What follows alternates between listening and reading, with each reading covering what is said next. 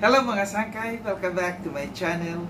Ito po mula yung sangkay na sa Sangkay Loans muling nagbabalik. Kumusta? Kumusta kayong lahat? Sana nasa maayos na kalagayan ng lahat. Mapa dito sa Pilipinas or sa mga nasa ibang bansa, dobling ingat tayo, no? So mega love shoutout sa inyong lahat. Sa Team Sangkay Original, Team Sangkay Sponsors, Team Kalingap, Kuya Val, at Edna, Kalingap Rob, sa lahat ng aking mga followers, supporters, and subscribers, sa mga lolos, lolas, FWs, at PWDs. Mega love shoutout sa inyong lahat, and of course, I love you all. Ayan.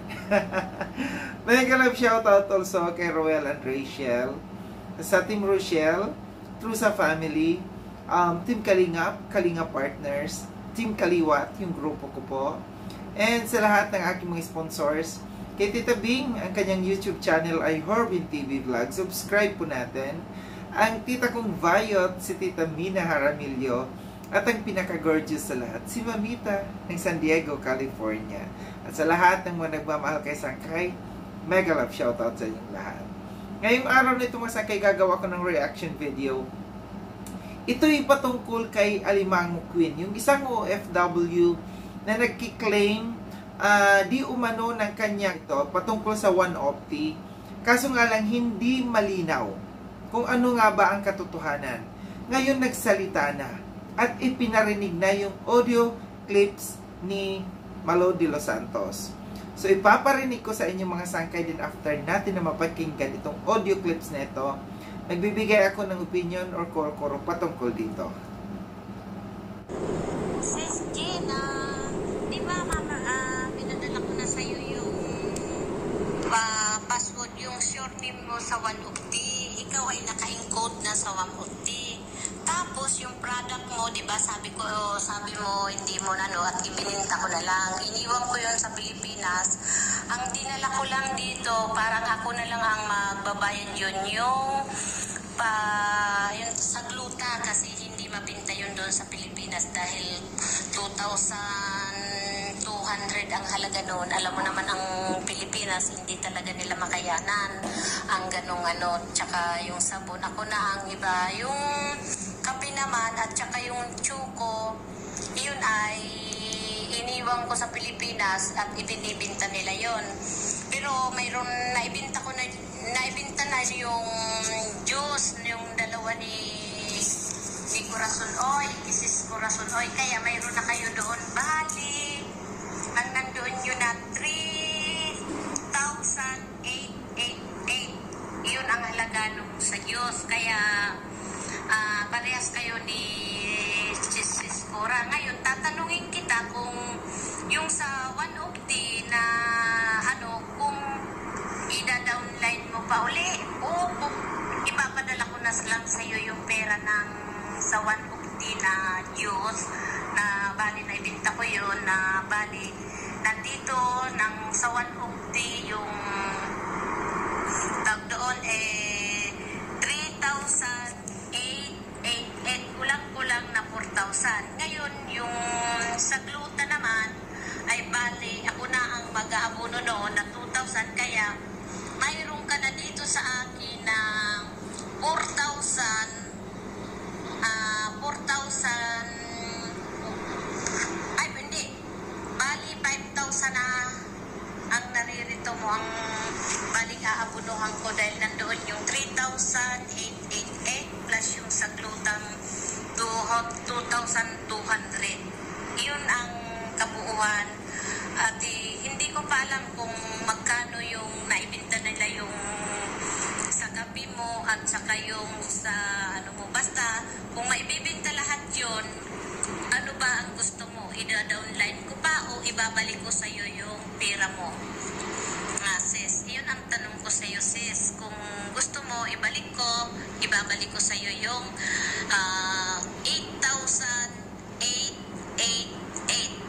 Bali, yun, ang ibabalik ko sa'yo, sis. Kung gusto mo. Kung gusto mo naman, ida-downline ko sa downline mo. Pero may pinadala ko na sa'yo yung surname mo, yung password mo. Buksan mo yun, magpaturo ka. Yung pinakita mo sa akin yan, buksan mo yan. At mabubuksan mo yan. O, dito na lang sis. Thank you. Ayan po.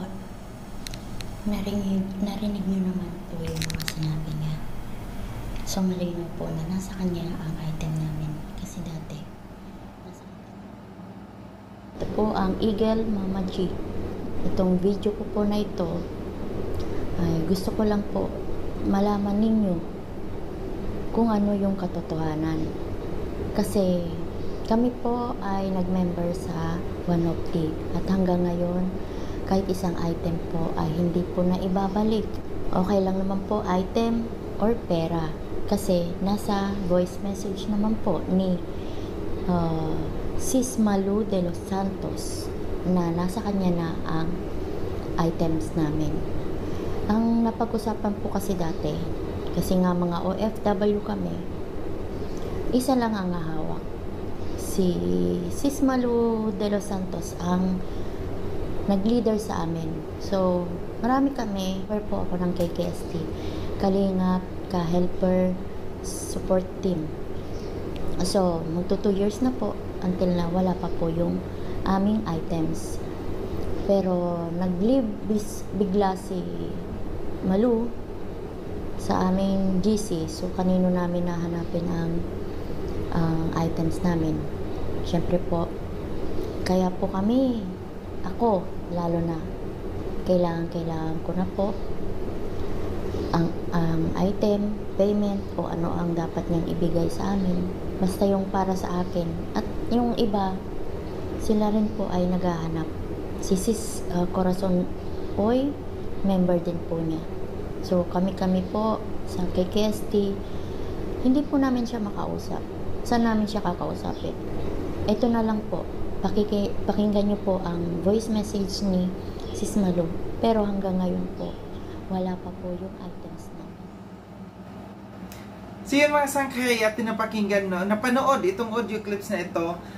Ito'y credit dito kay Eagle Mama G. Yun po yung kanyang YouTube channel. Ito po siya yung OFW na lumantad, no, na member siya ng KKST. Kagrupo siya ni na Malu de los Santos. At doon ito siya kay Erica Alpon dati nag-reach out patungkol dito kasi hindi nila alam kung saan nila makakausap si Malu de los Santos patungkol sa kanilang kiniklaim na One of T. Nagpa-member sila ng One of T. So, malinaw doon sa doon sa ipinarinig niyang audio clips ni Malu de los Santos, no, na malinaw kung nasaan, kung sino ang dapat habulin.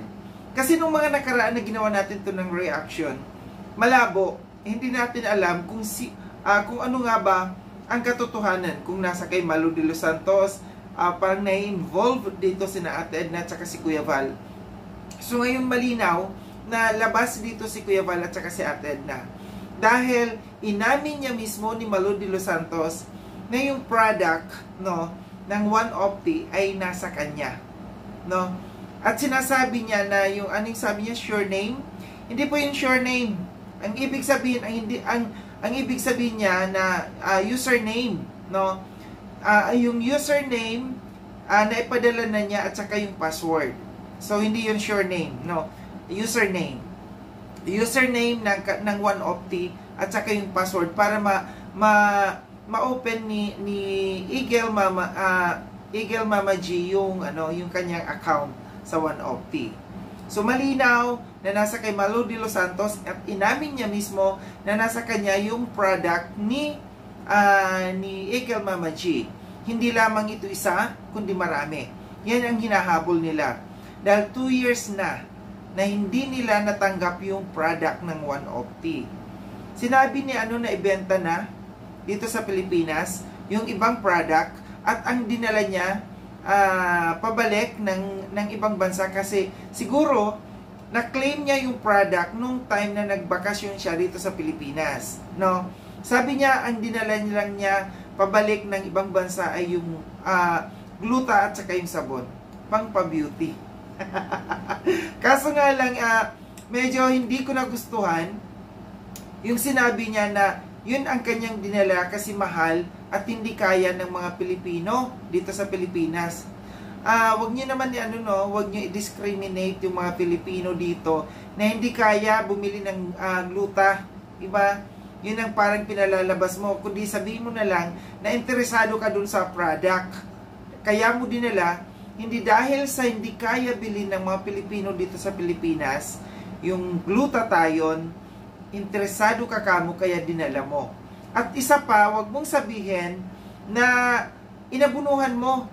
Inabunuhan mo na lang kamo. Sabihin mo, binili mo. Hindi inabunuhan kasi yung product nasa sayo. Huwag mong sabihin inabunuhan. Dahil ginamit mo yung product, dahil sinabi mo, dinala mo yung product, yung glutathione, maaaring ginamit mo or ibinenta mo sa ibang tao, ng mga kasama mo dyan or kung sino man kakilala mo. So, hindi po yun yung tamang term na sinasabi mong inabunuhan mo. Binili mo, kamo yung product. Kaya ito yung ito yung malinaw. Labas si Ate Edna, labas si Kuya Val dito sa usaping ito, dahil malinaw na naibigay ni Ate Edna at ni Kuya Val yung product ng One Opti sa kay Malu de los Santos. Diba? Siya yung hinahabol ng grupo ng KKST. So, ang dami nito nila. Ang dami nila na nagkiklaim dito kung saan napunta yung product. Malaking halaga din yan. Para sa kanila, kinakailan gusto na nilang makuha. Ibigay mo na yung dapat para sa kanila. Total na ibenta nyo na naman. At 2 years na yan. 2 years na, ang tagal na panahon na. Napakinabangan nyo na yung product na yan. Ibigay nyo, yun ang hinihingi nila. Yun ang hinahabol nila. At bakit hindi mo ibinibigay? Para maging malinaw, para maging malinis.